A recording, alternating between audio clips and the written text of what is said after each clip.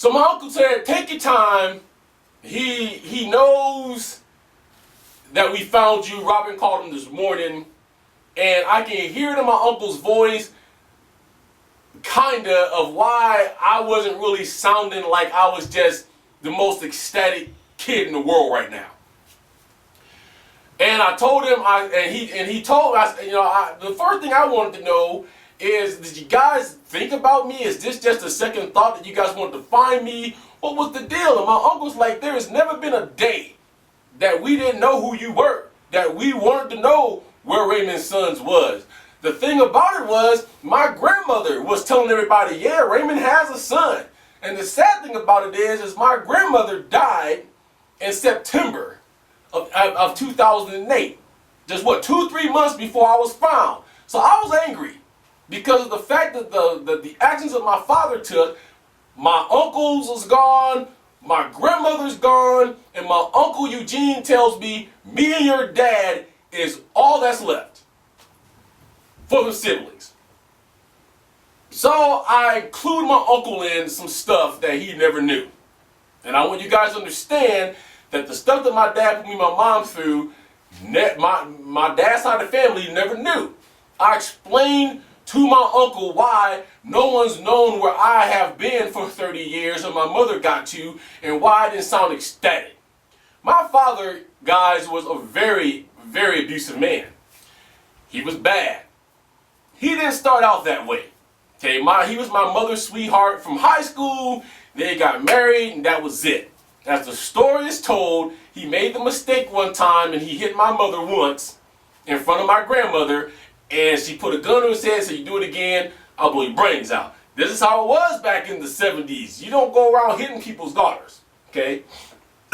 So, as the years went down the line, my father was in the Marine Corps. My father ended up going off to war, and whatever was wrong with him beforehand, the war just made it all worse.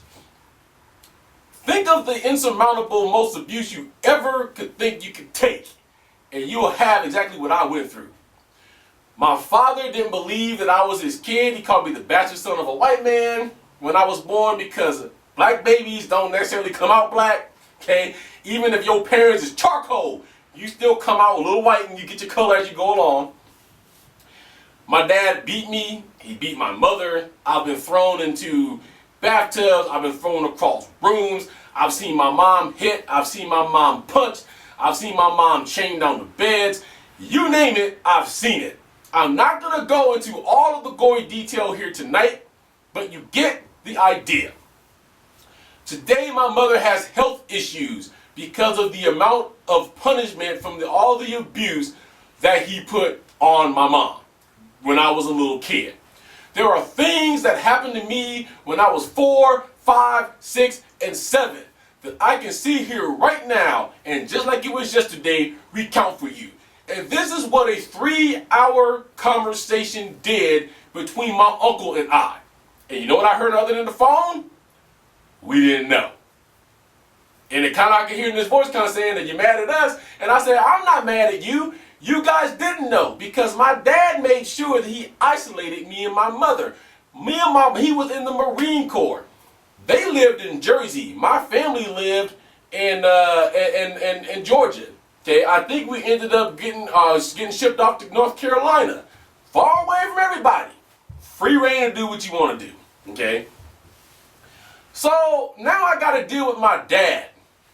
I have a lot of pent up anger because the way that my dad did things has shaped my life forever, people. Don't let anybody ever tell you because you've been abused that it don't shape your life. Man, it shaped my attitude. It shaped the way that I was.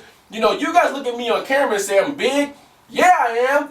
I'm big muscular-wise. The only thing I got from my dad is his glorified genetics. If I walked into a gym right now and worked out 2 times a week, that's all. 2 times a week, let's say 4 hours each time. Any fat I have will disappear and I will bulk up. My dad's genetic pool is amazing. I'll give that to him. I was the kid in high school that got teased because I walked in the gym ripped. Didn't even have to raise a barbell. Didn't have to bench press anything. Didn't have to leg press anything. I was already there. My son, at 13, is already exuberant the same thing. The boy's never lifted a weight in his life, but he's got arms that's developing. He's got a six-pack in his stomach. The genetics is there, okay? But I didn't, because I had a fear of looking like my father.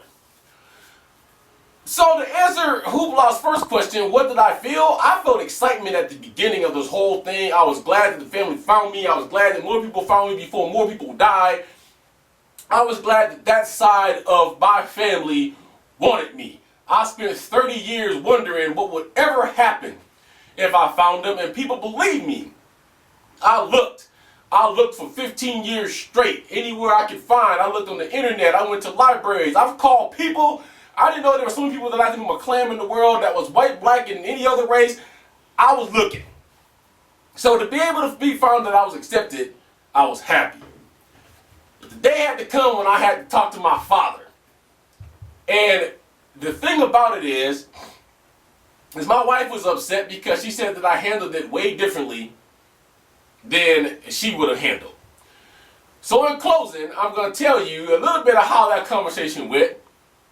And then I'm going to give you guys a little tip, and then we're going to wrap up the first episode of Real Talk.